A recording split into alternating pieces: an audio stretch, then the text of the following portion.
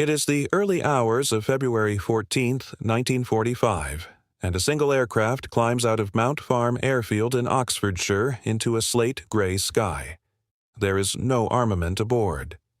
The pilot sits alone in the cramped cockpit of a converted F-5 Lightning, a twin-boomed fighter stripped of its guns and packed instead with cameras, and his task for the next 4 hours is simple to state and murderously difficult to execute. Fly a precise, unwavering course across the industrial heartland of Western Germany at 30,000 feet, hold the aircraft dead level, and let the shutters do the rest. Below him, somewhere beneath the cloud, lies the Ruhr, its factories and marshalling yards and river crossings sketched out on maps that German staff officers themselves no longer entirely trust.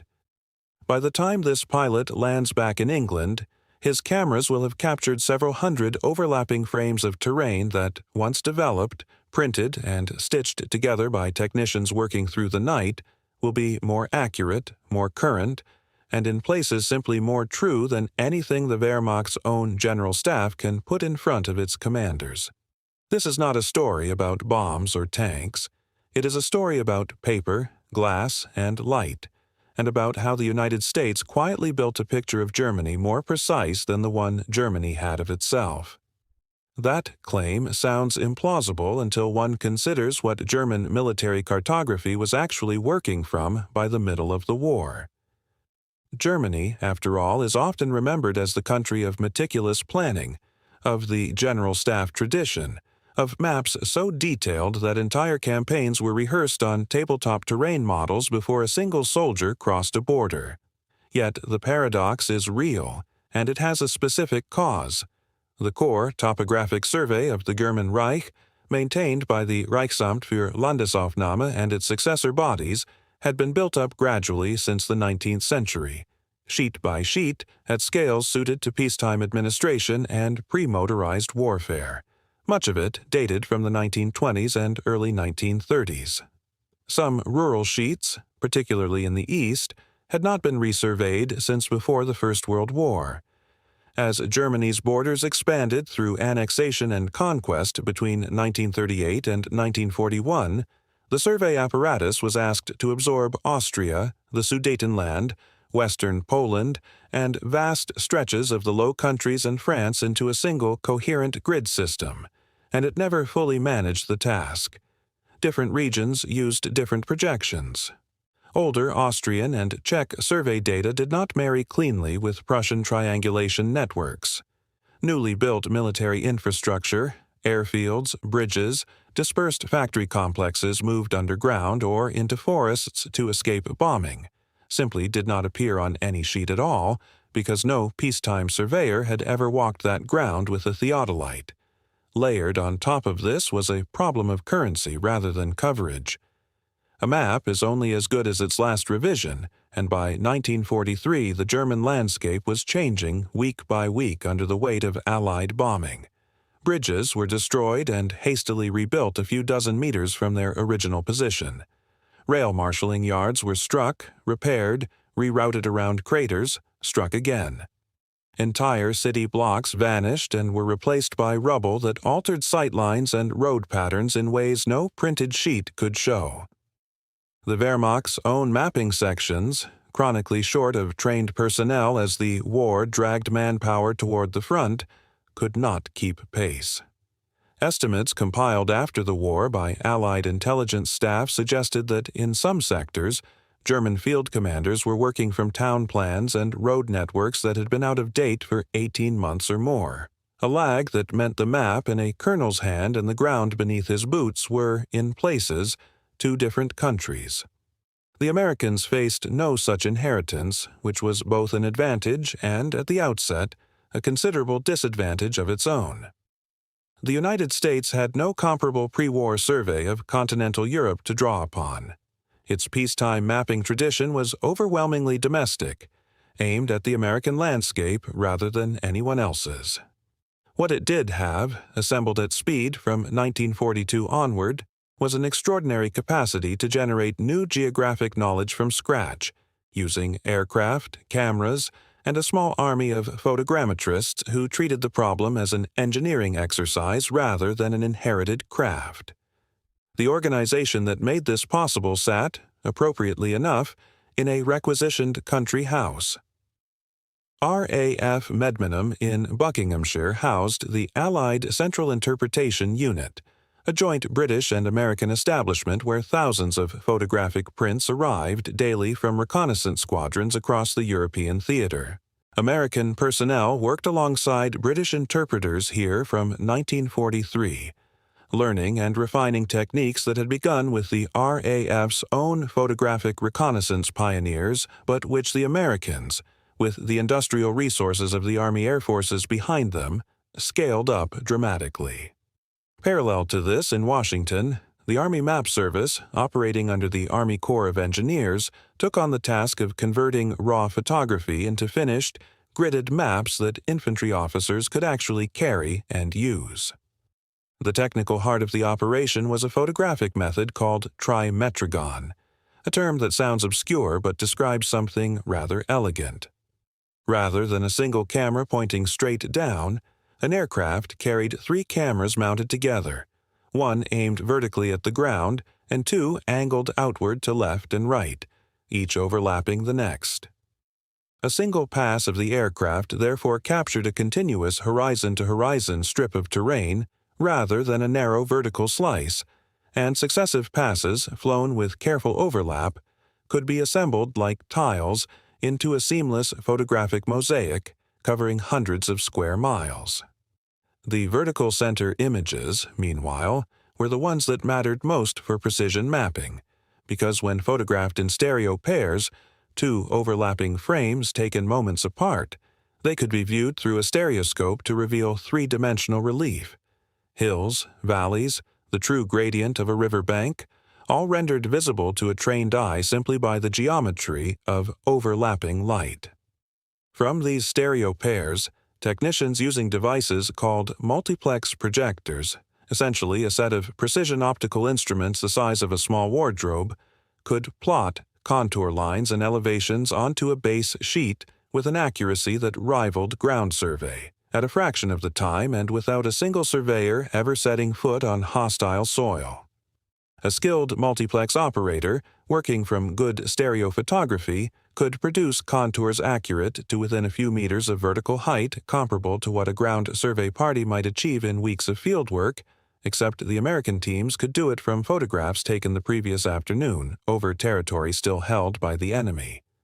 Production was organized almost like a factory line, reconnaissance squadrons flying the sorties, photographic laboratories developing and printing the film, interpretation cells extracting intelligence on new construction and troop dispositions, and drafting sections at the Army Map Service compiling the finished sheets, often working around the clock in shifts to keep pace with the advancing armies.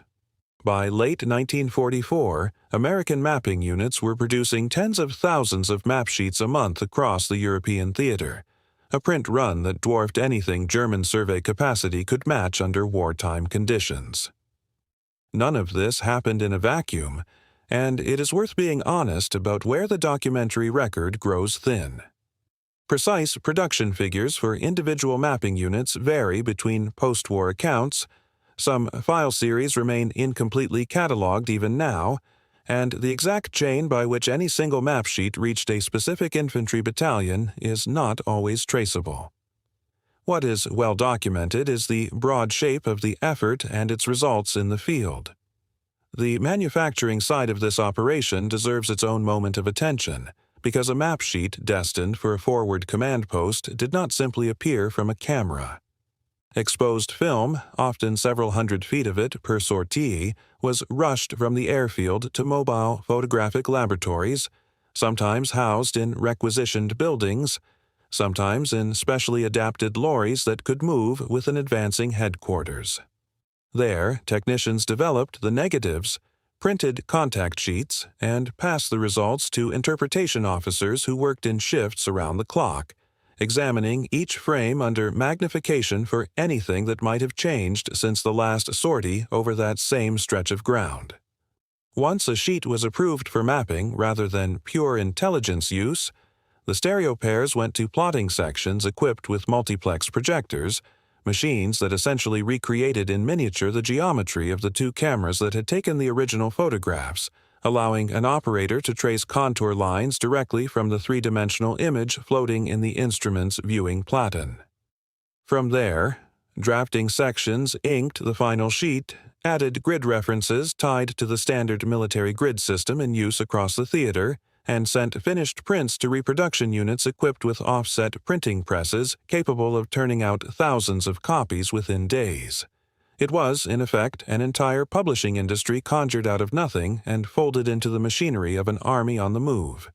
And it operated at a tempo that a peacetime survey department, however skilled, had never been designed to match. Those results showed most starkly during the advance into Germany itself in the autumn and winter of 1944 into 1945. As American and British forces crossed the German frontier, they moved into territory where pre-war civilian mapping existed, but was, for military purposes, badly out of date, while the Wehrmacht defending that same ground was often relying on the very same aging sheets, supplemented by hasty overprints that could not keep pace with the changing battlefield.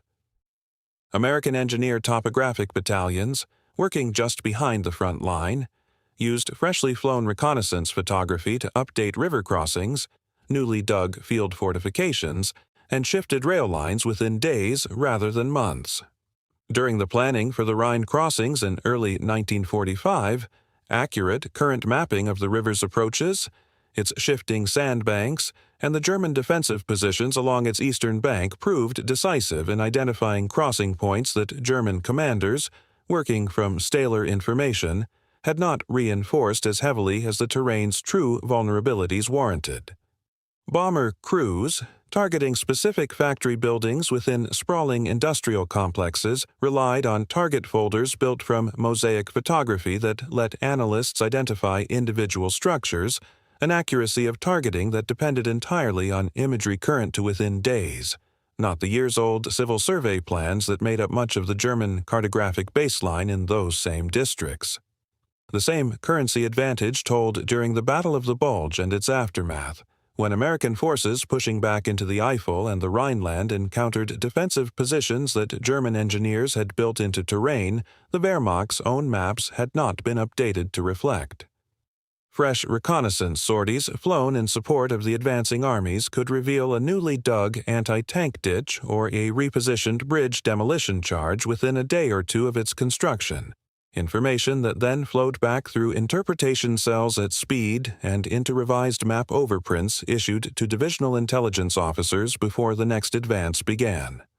Soldiers on the ground rarely knew, and had little reason to care, that the sheet folded in their map case had been drawn from photographs taken less than a week earlier by an unarmed aircraft flying at extreme altitude. What mattered to them was that the ford marked on the paper was the ford that was actually there, and that the small wood shown at map reference so-and-so had not, in the intervening months, been cleared and turned into a fortified strongpoint without their knowing it in advance. It is precisely this kind of unglamorous accuracy, verified and re-verified against imagery only days old, that separated American and British battlefield mapping from the increasingly stale material available to German defenders by the last winter of the war. If you are finding this interesting, a quick subscribe helps more than you know, and there is a great deal more still to come on how mapping and intelligence quietly shaped the outcome of this war. Set against German mapping efforts, the contrast becomes clearer still. The Wehrmacht did possess sophisticated aerial reconnaissance early in the war, and its Fremde Heer Ost and Fremde Heer West intelligence branches produced genuinely capable situation maps for operational planning on the eastern and western fronts respectively. But these were intelligence overlays, tracking enemy dispositions, rather than a comprehensive effort to resurvey and remap Germany's own territory as it changed under bombardment. German mapping resources were increasingly diverted eastward as the war ground on, chasing the retreating and then collapsing Eastern Front, leaving domestic cartographic revision chronically under-resourced. Where the Luftwaffe had once flown extensive photographic sorties over Britain and the Soviet Union in the earlier years of the war, by 1944 fuel shortages, aircraft losses, and the near-total loss of air superiority over the Reich itself meant German reconnaissance flights over their own homeland, ironically, became rare. Germany had, in a very real sense, lost the ability to photograph and remap itself precisely at the moment it needed to most. While Allied aircraft, flying with near impunity at altitude by 1944, photographed German territory routinely and repeatedly. American reconnaissance squadrons could return to the same stretch of the Rhineland every few weeks if operational need demanded it. German survey sections could not fly a single comparable mission over their own dwindling territory without significant risk of interception. The Soviet approach, by comparison, leaned on a different but related strength. Extensive pre-war Soviet mapping of Eastern and Central Europe, combined with aggressive use of captured German maps and documents as the Red Army advanced westward, operational need demanded it. German survey sections could not fly a single comparable mission over their own dwindling territory without significant risk of interception. The Soviet approach, by comparison, leaned on a different but related strength. Extensive pre-war Soviet mapping of Eastern and Central Europe, combined with aggressive use of captured German maps and documents as the Red Army advanced westward, rather than the systematic aerial resurveying that characterized the American and British effort in the West. British photographic interpretation at Medmenham, meanwhile, had pioneered many of the core techniques the Americans would scale up, and it was this Anglo-American exchange of method, rather than any single national genius, that produced the mapping capability that so outpaced anything Germany could muster in its own defense. It would be a mistake to suggest German cartographers were unskilled. The pre-war Reichsamt für Landesaufnahme was a genuinely capable institution. What defeated German mapping was not a want of expertise but a want of capacity, aircraft, fuel, and above all time, precisely the resources that the Allied war economy could still supply in abundance even as Germany's contracted. The legacy of this effort outlasted the war by decades. Many of the base map sheets compiled by American and British mapping units in 1944 and 1945 formed the foundation for post-war civil administration mapping across occupied Germany. Since accurate ground survey data compiled under wartime pressure often proved more current and more precise than anything left in German civil archives, many of which had themselves been damaged, evacuated, or destroyed in the fighting.